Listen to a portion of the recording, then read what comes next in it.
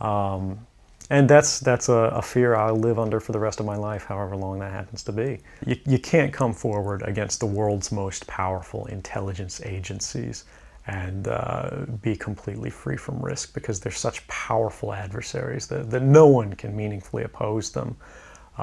If they want to get you, they'll get you in time.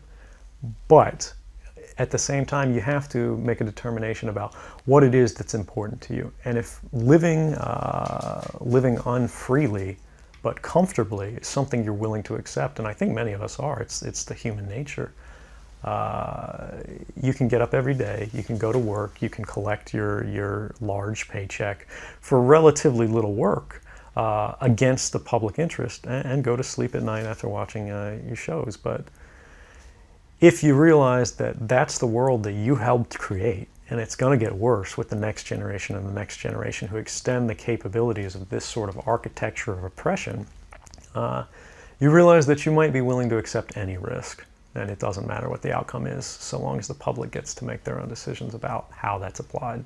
Why should people care about surveillance?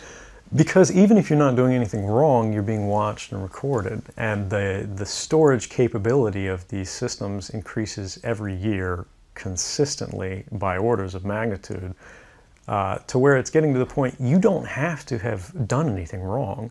You simply have to eventually fall under suspicion from somebody, even by a wrong call. And then they can use the system to go back in time and scrutinize every decision you've ever made, every friend you've ever discussed something with, and attack you on that basis to sort of derive suspicion from an innocent life and paint anyone in the context of a wrongdoer. We are currently sitting in a room in Hong Kong, which is where we are because you've traveled here. Talk a little bit about why it is that you came here, and specifically there are going to be people who will speculate that what you really intend to do is to defect to the country that many see as the #1 rival of the United States, which is China, and that what you're really doing is essentially seeking to aid an enemy of the United States with which you intend to seek asylum. Can you talk a little bit about that? Sure. So there's a couple assertions in those arguments that are sort of embedded in the questioning of the choice of Hong Kong. The first is that China is an enemy of the United States. It's not. I mean, there are conflicts between the United States government and the Chinese PRC government, but the peoples inherently, we don't care. We trade with each other freely. We're not at war. We're not in armed conflict, and we're not trying to be. We're the largest trading partners out there for each other. Additionally, Hong Kong has a strong tradition of free speech. People think, oh, China, great firewall.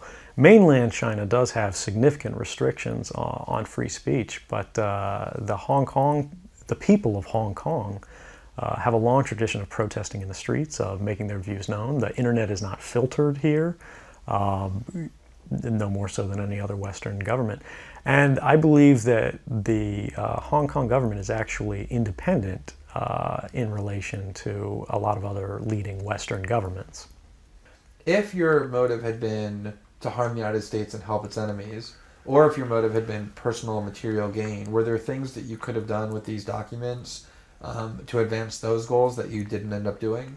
Oh, absolutely. I mean, anybody in the positions of access with the technical capabilities that I had could, suck out secrets, pass them on the open market to Russia. They always have an open door, as we do.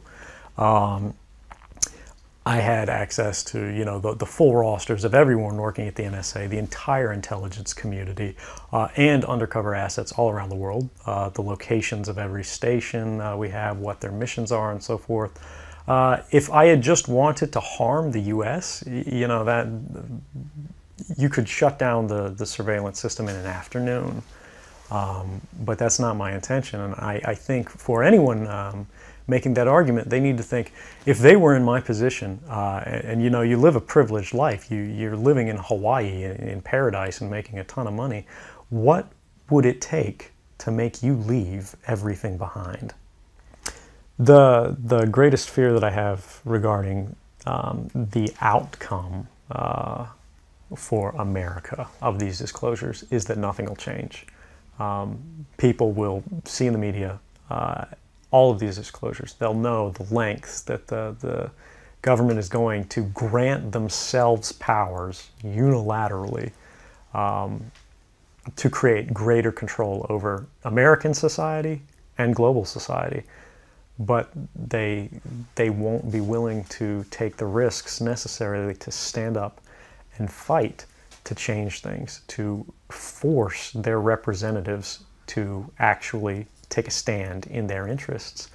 And the months ahead, the years ahead, it's only going to get worse until eventually there will be a time where policies will change, because the only thing that restricts the activities of the surveillance state are policy. Even our agreements with other sovereign governments, we consider that to be a stipulation of policy rather than a stipulation of law. And because of that, a new leader will be elected. They'll flip the switch, say that because of the crisis, because of the dangers that we face in the world, some new and unpredicted threat, we need more authority, we need more power, and there will be nothing the people can do at that point to oppose it, and it'll be turnkey tyranny.